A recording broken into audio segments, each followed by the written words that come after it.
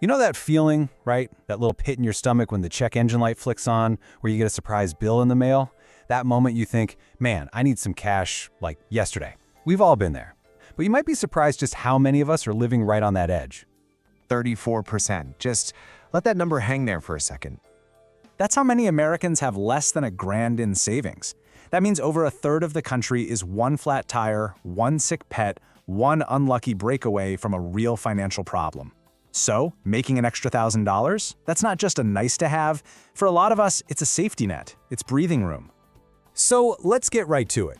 How do you actually do it? How do you make that extra grand and fast? Well, the good news is it's totally possible. There's no one secret password, but there are a few main paths. It's all about finding the one that fits you. Let's break them down, starting with the one for all you creative folks. Okay, first up, becoming a digital creator. Now, if you've got a passion for something, anything really, or a skill you can share, the internet has made it easier than ever to turn that into cash. This is all about building an asset, something that can, literally, make you money while you sleep. And if you think this is just for pocket change, check this out. Holly Johnson makes $20,000 to $30,000 a month from writing online. A month! That income lets her and her family travel for 3 months out of the year. That's the dream, right? That's the power of creating something once that people will pay for again and again. And listen, it is not just about writing. Are you comfortable on camera? Fire up a YouTube channel. You know your way around social media? I promise you there are local businesses, plumbers, dentists, you name it, who would gladly pay someone to run their Facebook ads because they just don't have the time or a clue how to do it. The formula is actually pretty simple. 1. Find your little corner of the internet, your niche. 2. Create stuff that people actually want to see or read. And 3. Figure out how to monetize that attention.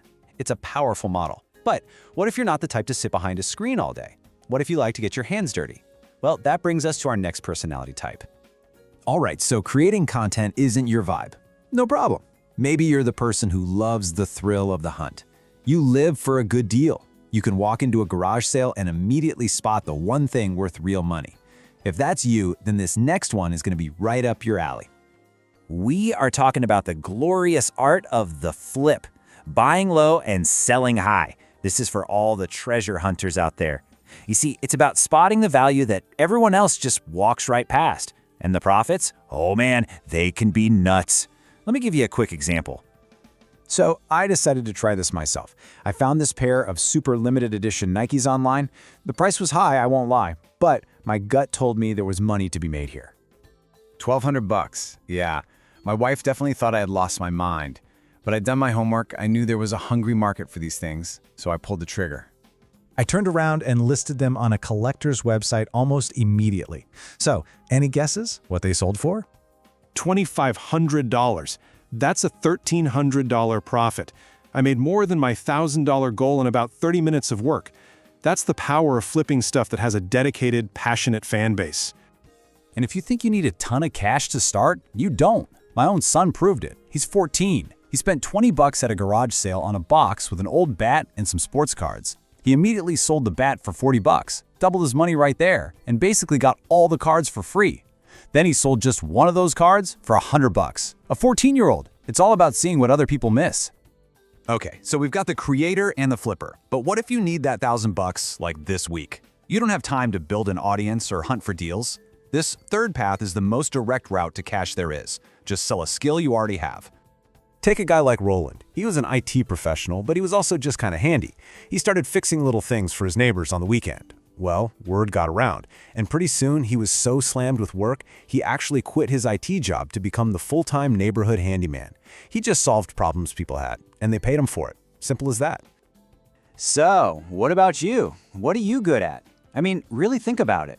Youth sports leagues are always desperate for refs. That's $25 to $50 a game. If you're good at math, you can be an online tutor. Know how to edit video? People will pay for that. Can you keep an email inbox from exploding? You can be a virtual assistant. You could even be an SEO consultant, which is just a fancy way of saying you help the local pizza place show up higher on Google. Every single one of these is a skill people are paying for as we speak. So we've looked at 3 very different ways to get there. You can be the creator, the flipper, or the freelancer. But honestly, the specific what is less important than the how and the mindset you bring to it.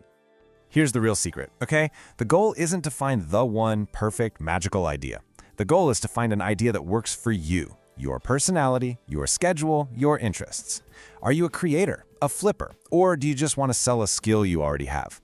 It's about matching the opportunity to who you are.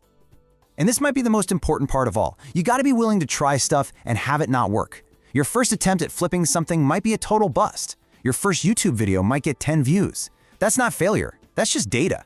It's a learning lesson. You chalk it up, you pivot, and you try the next thing. So I'll just leave you with this one question.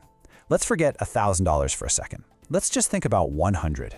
What is one skill you have right now that someone would happily pay you $100 for? Could you organize a messy garage?